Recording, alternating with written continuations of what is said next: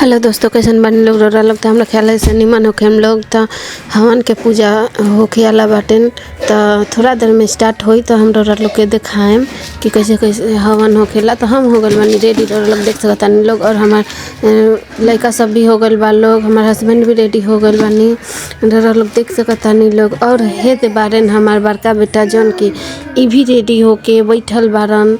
तो रोरा लोग देख सकतानी कि बढ़िया से तैयार कर देले बानी, काजर लगा देले बानी, काजर लगोइले बारन।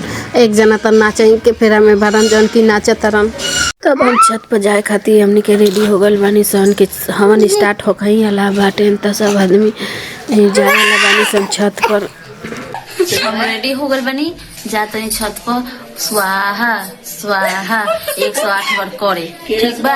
हम ही ना, हमार पूरा परिवार रेडी होके जाता छत पर स्वाहा स्वाहा करे। तो हमनी के अब जातनी सरों लोग पीछे पीछे आई लोग। तो हवन के दे तैयारी होकर ताटे, आग जलावल गइल बाटे, रोड लोग देख सकतानी लोग। तो हवन खातिर स्टार्ट बा दे, आग में घी डला था। आग में घी डालल दो तरह के काम होखेला। एगो तो पूजा खातिर आग में घी डालल जाता, एगो आग में घी डालल जाला लोग बात के बढ़ावे खातिर आग में घी डालेला। तो हम फटाफट आके बैठिए गल बानी हवन में। तो हवन करे खातिर तो अंदर से बहुत बेचैन बानी, लेकिन अभी धीरे धीरे विधि व्यवहार होखता टाइम तबे हवन होई।